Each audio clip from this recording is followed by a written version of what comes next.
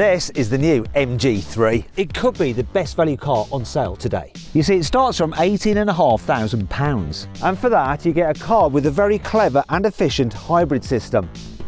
What's more, for just under £21,000, you can have the top of the range version, which comes with all the kit you could ever possibly need. But really, is the MG3 actually a car you'd really want to own? Well, in this video, I'm going to tell you. I'm Matt Watson, and you're watching Carwow.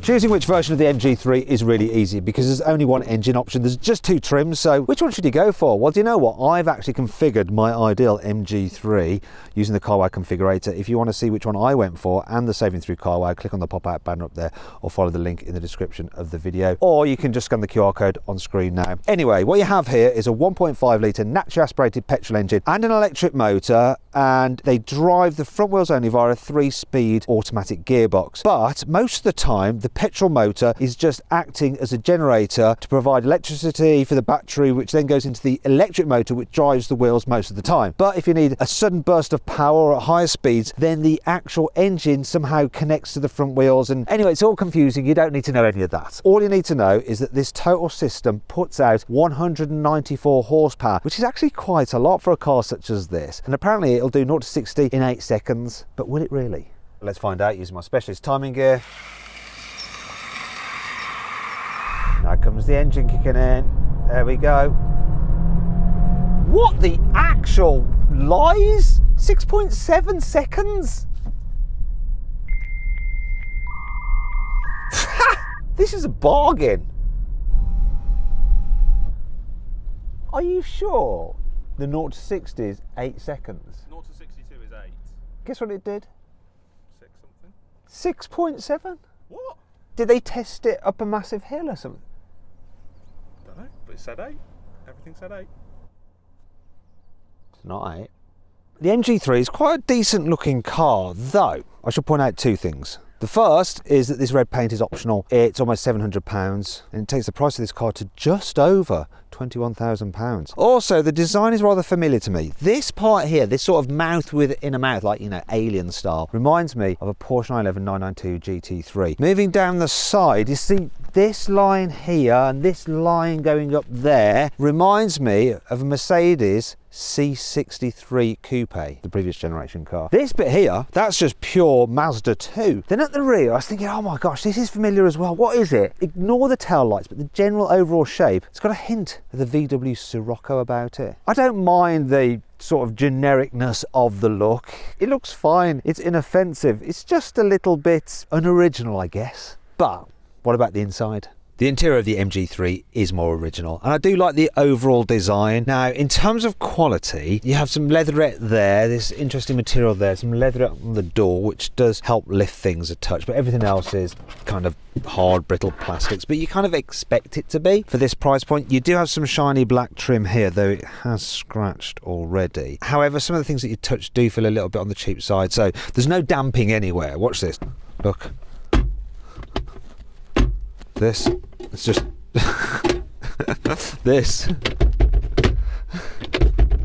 And then listen to this. Sounds hollow. Do you hear that? However, the things that you do touch a lot, the steering wheel, for instance, feels nice, and the stalks, the indicator, have a nice damped feeling to them. And then you come to the infotainment system. It's fairly responsive, actually. The graphics aren't the most inspiring, it's not the brightest, but it just does a job, and it's easy to navigate through the different settings and functions very quickly using these buttons. And you have some shortcut buttons here, so quick demist to the windscreens there like that, so that's handy. Though if you want to operate the climate in any depth, you have to press that button, and then you can slide the slider for the fan speed and then do the temperature. But that is quite quick to access. It's better than some other systems. Then you've got your digital driver's display there. Once again, it's not the brightest graphics, but it's quite clear, and you can scroll through different information such as your energy flow, such as your trick computers and all that kind of stuff there as well. Now, it's a bit odd. You have a power meter for the hybrid system, and I'll go into some more detail on the hybrid system later, but you don't really have a rev counter as such apart from this little number here, which is very odd. And then you can access some other information, so any kind of warnings will come up on here, and you can set your over speed threshold so the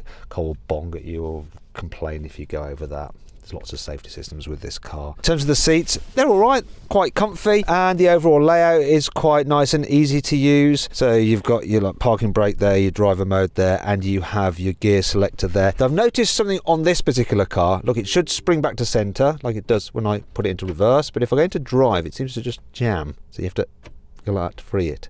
Other than that, there doesn't seem to be other quality issues. And let's move on to storage. So under here, you've got some storage there, and you have this slidable cover and these dividers that you can alter. You have cup holders here. You can change the divider if you want to use it for something else. Look, they're quite big, those cup holders. USB-C, old-fashioned USB, and a 12-volt socket. So something for everyone. The glove box is an average size, and the door bins are pretty decent. Look at that. So overall, I think it's pretty good and practical here in the front. But what's it like in the back seats? It's surprisingly roomy here in the back, actually. So knee room's good, headroom's good. There's not quite as much space overall as something like a Dacia Duster. And if you want to see my full in-depth video review of that car, click on the pop-out banner up there or scan the QR code on screen now if you're watching on a smart TV. But it's quite hard to fold. Also, look, you can stretch your feet out a little bit underneath the seat in the front because they are raised up a bit, and there's not much of a hump in the floor, so if you do get the middle seat, it's not terrible. The car is not particularly wide, so if you have 3 adults in the back, it really is a squeeze. Though, to be fair, Jack, who's the guy who's sitting on my right, he's got long legs and he's still had enough knee room in this car, so not bad. We've got one USB port there, it's the old-fashioned kind, so that's a bit of a shame, and there's some pointless storage there. The door bins actually are quite large in the back. Look, you can fit a larger bottle, and oh no, there, that's what I want. Rear windows go all the way down, which is good for children. I don't know, when I was a kid I used to put the window down, but there wasn't AC in cars then. In terms of smaller children, when it comes to fitting a child's seat, those fixed anchor points are easy to get to. They're under a little flip-up fabric cover. Now, you do need to push the front passenger seat forward a little bit to fit one of those really bulky rear-facing seats. But overall, it's fairly practical, and I hope that continues to the boot. The boot capacity on this car is smaller than most of its key competitors. It's 293 litres, so that's slightly less even than a Peugeot 208. You might be thinking, well, Matt, a Peugeot 208 is quite a bit more expensive than one of these. However, if you go on carwow, you can save an average of almost £5,000 off a Peugeot 208, whereas at the moment the saving on an MG3 is £1,500. So regardless of what you do, make sure you go to carwow to check out what offers are available. Now, this boot is useful square shape, but there is a bit of a low lip to lift stuff over. What's under here? There's a little bit of extra storage in your battery. A hook there, but that is pretty much your lot. And that brings you on to 5 annoying things about the MG3. Well, you can adjust the height of the steering wheel, you can't adjust the distance, so it won't move it in and out. Oh, it's like being back in the 90s. Well, at this price, I can accept the fact there is no false floor to store the load cover under. What I can't accept is this. There's no split folding rear seats, they just fold down as one. Once again, feels like being back in the 90s. The car is open, so obviously the fuel filler cap is open. Oh no, you do have to pull a little lever to open it. Once again, so very old-fashioned. Actually, that was the bonnet, wasn't it? So you might make that mistake as well. But also so very Toyota, to tell you the truth. And while I'm at it, I better just shut this bonnet because I've just accidentally opened it, pulling the wrong catch. Because this door trim doesn't line up flush with this door pillar here, you often bang your elbow on it like that when you're manoeuvring around the car. Ow! Like, yeah. I've done it quite a few times, it's really annoying.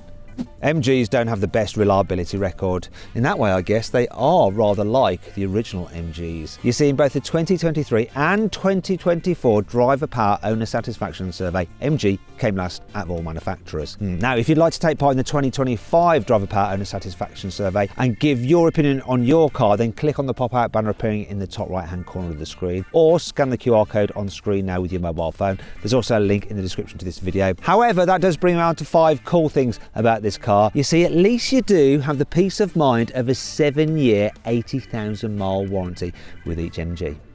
You get a whole raft of safety systems and adaptive cruise control with lane keeping assist as standard on every MG3, and I'll be trying all those systems out a little later in this video. While the entry-level version of this car comes with a reversing camera as standard, the range topper gets full 3D cameras. Look at this, right? So you've got rear view, then you can click to the side view, you can go to the front view. That's guy Jack walking around there. Look, you've got a wheel view. Yeah, see, wheels, so you don't cub your wheels. You can do the back wheels as well if you want to. Look, and then you can go full 3D mode like that and watch him walk around. That's a bit weird. It's like he's a giant. He's actually a giant. He's very tall. He's like 6'3", but looks even bigger on this. I think it's great that you get that as standard on a car at this price.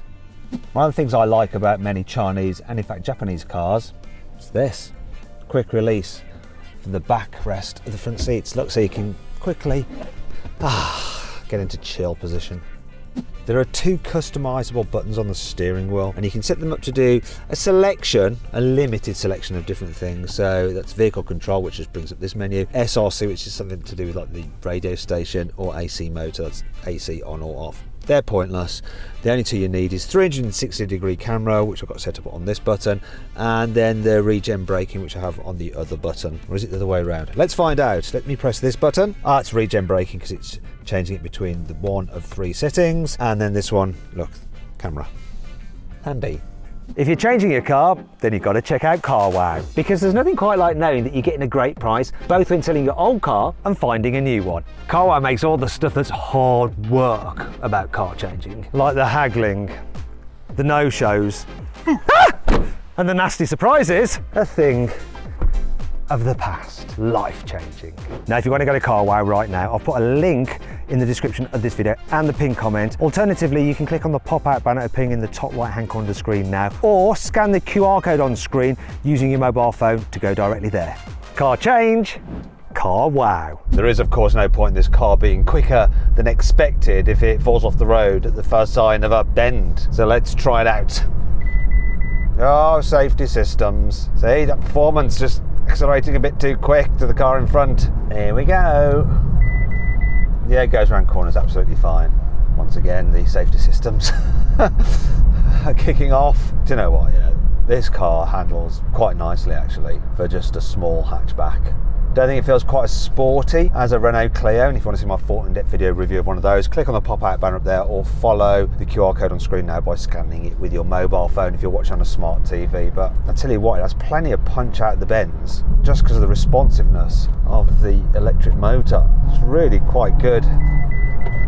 So good once again. Safety systems. This car is paranoid. But I'm not paranoid about chucking it down a twisty road because it seems more than up to the job. But more importantly, what is this car like in town? Right, we're coming into town now, so I'm going to change from sport mode. I'm not going to go into eco, I'm going to go into normal. Never use eco. So, unlike with many other normal hybrids, non-plug-in hybrid versions, this car will run in electric power line for as long as possible. Normally with other hybrids, you just press the throttle a little bit too hard and the engine cuts in. Not with this though. As a result, in town you basically feel like you're just driving an electric car. So it's smooth, it's quiet. Actually, you know, this is quite a comfy car to drive. I think it's got the balance right between suspension comfort and handling. I also think that the brakes are good. So sometimes in hybrids, because you've got the regen effect when you first touch the brakes, they can feel a bit spongy, springy, and sometimes grabby. These are smooth and natural feeling.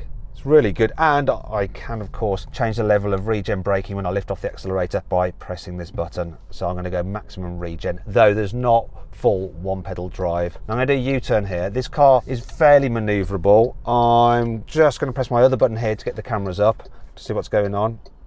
Into that one over there. So good having these surround view cameras. I do have a lorry right up my bottom, so I don't think I'm going to be able to make it back this way. Actually, I wouldn't make it around in that gap anyhow. Gosh, it's chaos in here. What's going on? Oh yeah, this is a very easy car to drive in town. Smooth, relaxing. Yeah, does the job. I'm impressed. Oh look, the engine has just kicked in. I think that's to charge the battery up a little bit rather than to do anything else. Oh look, it is driving the wheels. No, it's not. Yes, it is. No, it's not. Oh, I can't tell. It's just too clever for me. I'm just going to check the pickup now on the car when you accelerate to join a motorway or faster road. So I'm at 40. I'm going to floor it in 3, 2, 1, and go. Pickup is instant. Now the petrol engine's cut in and I could feel a sudden surge of acceleration, and then really odd, when it changes gear it seems to go slower for a bit and then it picks up again. It's like the acceleration goes like this. It's a bit weird, and you get a noise from the engine as it goes through those 3 gears. strange. Now, when you're driving along at speed, you do get quite a bit of road noise echoing through the cabin, but that's because it's an inexpensive car and it's not terrible. It just might get a little bit annoying over longer distances. You're going to end up turning up the stereo. Speaking of going on longer distances, you can always whack your cruise control on. In fact, I'm going to put it on now. There we go. Let's put it on. Come on. There we go. Got cruise on with the active steering to keep me in lane. So that does take the sting out longer journeys. I don't think it's the best like lane keeping system, but it's all right. So you do have to keep more of an eye on it, I think, than with other cars. But I guess you get what you don't pay for. When it comes to economy, oh, here we go. It's on now. It's locked in. It's gone blue. It's locked in. Come on. Have you got it? Go on. Don't go into the curb. No, it's doing it. It kind of leaves you wondering, are you going to do it? Are you going to steer? But now it's locked in and it's working. It is getting me a bit too close over there for my liking, but still, there we go. Well, back into the middle of the lane now. Yeah, there are better systems out there, but can't complain too much. Can't complain about the economy. Yes, I know this car's supposed to do 64 mpg, but I'll take 54. Anything over 50 is fine by me. So then, what's my final verdict on the new MG3? Should you avoid it, consider it, shortlist it, or just go right ahead and buy it? Well, if you want a good value small car that's surprisingly good to drive, just go right ahead and buy it. It's brilliant. I hope you enjoyed the video. If you did, give it a like. Let me know what you think of it in the comments below. Click on the video windows for some more videos and on the CarWow logo to see how much you can save on your next car. Thanks for watching.